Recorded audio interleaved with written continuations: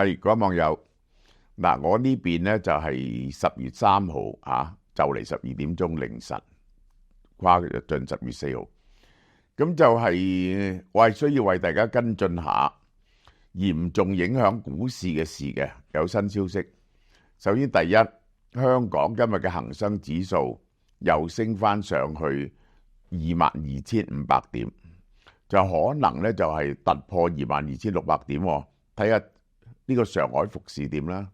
咁呢就野村呢就有出嚟警告，話驚呢次嘅股市呢就好似2015年咁暴力炒上去，然後暴力咁樣崩潰落翻嚟。即係我咁講，如果大陸唔持續增加佢嗰個貨幣或者政策力量嘅話，呢，呢個可能性係存在嘅。但我相信咧，大陸會持續增加佢嘅政策嘅力量。佢有一個呢個接近呢個中共中央嘅經濟學家出嚟講，就話咧就係佢話而家有人將今次大陸嘅政策比作呢一個2008年溫家寶，就係用4萬億去刺激經濟。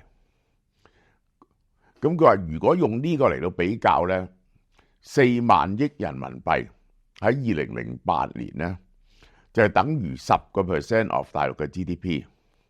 如果係10% of 大陸 GDP 呢，呢次呢應該要使10萬億落去。咁就係我估計呢個係一個放風嚟嘅。而且就係放完長假翻嚟呢，大陸係會增加2-3萬億嘅國債。嗱，呢個呢就係你要明白，佢原本今年增加嘅國債呢已經係5-6萬億噶啦。On top of 5-6萬億，係會增加多2-3萬億，去到呢一個表面嘅數字。係達到8萬幾9萬億，佢就絕對唔會俾佢達到新增呢係達到10萬億嘅。即係我哋講嘅緊嘅係新增加嘅 upper limit 嘅數字，就唔計佢借新錢嚟到還舊錢嗰啲數嘅。另外一個跡象顯示用財政政策大力去救股市呢，就係今次嘅國慶研討會呢，溫家寶坐咗喺習近平嘅隔離，習近平一邊呢就係呢一個即係成席竟然咧同舊年唔同呢個咧呢邊呢佢右手邊係坐住溫家寶。咁呢個係代表咗呢個財政政策強烈嘅財政政策刺激經濟同埋比較開明嘅人嘅，呢個就係好啦。咁我就講第二個嚴重影響股市嘅嘢啦，就係東部嘅罷工，美國東部海岸嘅罷工。呢個大家覺得唔係好重要，我覺得呢個嚴重威脅到呢一個美國嘅經濟、世界嘅經濟，可能引起劇烈通脹嘅嘢呢，係解除咗啦。星期日解除罷工，咁只係罷咗幾日，咁就當放假啦，罷4-5日。點解呢？因為呢，呢個勞方同資方呢就達到咗呢一個 agreement，嗰個加人工呢係61點幾，未來6年，佢係咁計嘅。佢疫情期間幾年呢就冇乜加到人工，咁就即係呢，呢個係10年嘅人工嘅漲幅嚟嘅，咁呢就係6.1幾咁樣，呢個都係可以接受。喺條文入邊咧，啲 language 咧就加咗，唔好用咁多，唔可以俾 automation 呢個自動化，就係損及勞工權益。咁咧，但係就冇嚴厲嘅條文去限制嘅，就係呢樣嘢嘅解除咧，係會對美國嘅股市帶嚟反彈嘅。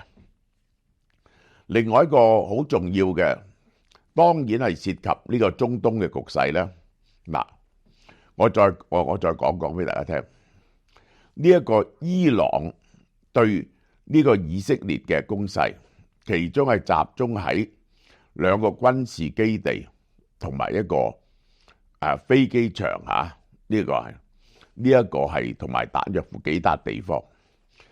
呢一個以色列咧就話打咗90落嚟，美國咧亦都話係截擊咗90落嚟，但係在場目睹嘅人咧就睇見呢次嘅截擊咧係好明顯有啲地方有好多彈咧截擊唔到嘅。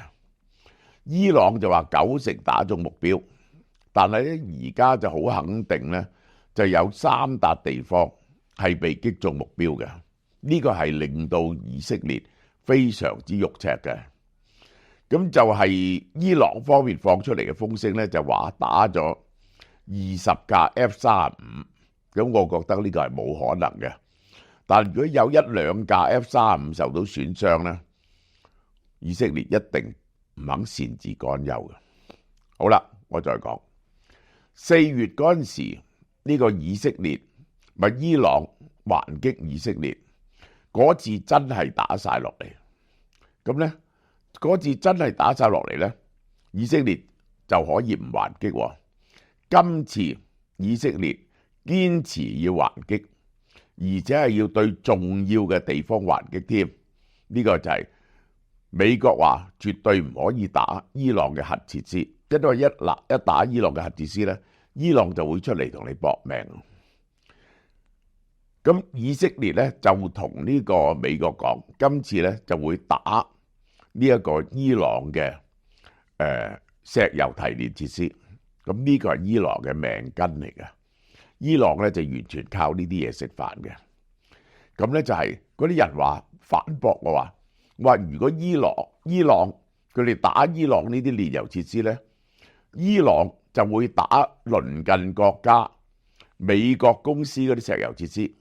嗰啲人話伊朗點敢咁打？喂，呢個唔係我講嘅，伊朗公開出嚟講嘅嚇。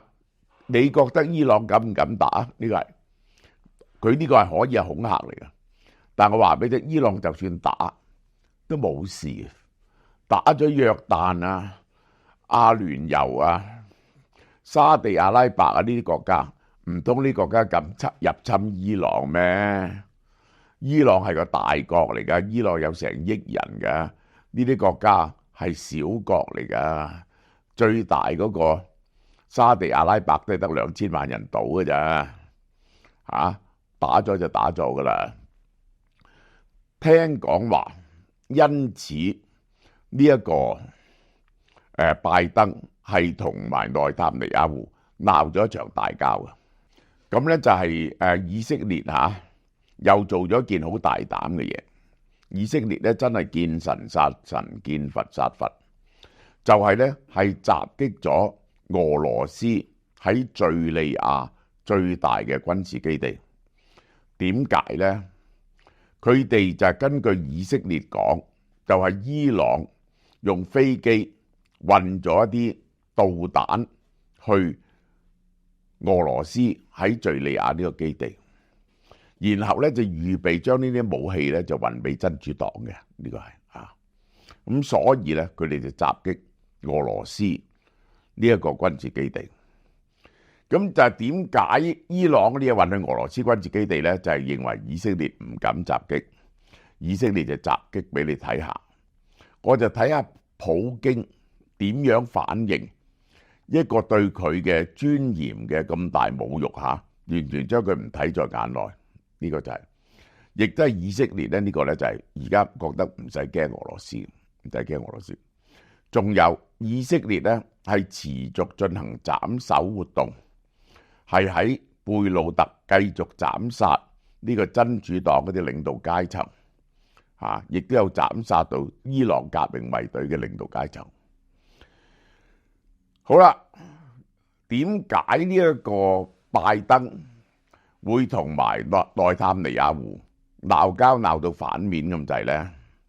就因為拜登呢個係白宮嘅消息人士講出嚟嘅，拜登非常擔心，如果以色列真係襲擊呢一個伊朗嘅煉油設施嘅話，伊朗會襲擊呢個波斯灣嘅油輪或者鄰近國家嘅煉油設施，而呢啲咧係一打就中噶啦，就嗰啲防空設施咧一定防備唔到呢一個戰略導彈嘅戰術導彈或者戰略導彈，咁樣就會令到個油價狂飆，個通脹狂飆。喺總統選舉剩翻1個月鬆啲嘅時間咧，呢個係個非常危險嘅事。但係美國政府係控制唔到以色列嘅。佢話而家拜登同內塔尼亞胡每次通電話咧，都 end up 咧係變咗鬧交咁滯，就完全控制唔到內塔尼亞胡嘅行動。呢個拜登亦都唔敢唔支持以色列喺呢個時候，如果唔係咧就兩面唔係人嚇。咁就係以色列就仲加話呢個聯合國秘書長就係冇譴責到伊朗，淨係咧就係伊朗襲擊以色列咧叫雙方克制啫，連伊朗嘅名都冇提，就將呢個聯合國秘書長列為不受歡迎人物，唔准去以色列。咁呢個就好笑呢個啦。好啦，咁仲有一個對股市好啲嘅消息噶啦，就係嗰個美國嘅 PMI 啊，係由51.幾升到54.幾，而個就業市場公佈出嚟咧係穩定嘅。去到而家咁樣睇咧，美國嘅軟着陸咧已經係冇乜疑問。咁樣即係話嚟緊嗰2次減息，好快就會又有一次嚟，就係減1碼。今年咧就再會減多1碼，大致上咧就係咁。咁就解除咗對股市嘅一個重大嘅威脅啦。咁咧中東嘅戰爭咧就拖咗落嚟。如果唔係真係打嗰啲煉油設施，打伊朗以外，伊朗打佢鄰近嘅煉油設施，令到個油價大升咧，令到個通脹重燃再加息咧，係唔會對個股市作出構成重大嘅威脅啊！呢一段嘢要講嘅，講到呢度。呢個大家食開嘅修身堂NMN， 佢哋有 PQQ 同百老匯醇嘅。我哋 for 嗰啲新嘅參加嘅人去試下食下，呢一個係我哋又有呢個優惠嘅 for 第一盒，你買1盒啫，原價1980蚊，而家就1280蚊。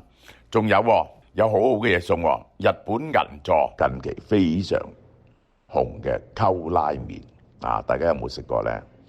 你只要嚟俏貓貓門市買1盒 NMN 1280蚊，就會送呢個日本嘅溝雞白湯拉麵1盒，入邊咧係有5包嘅，非常之好食嘅。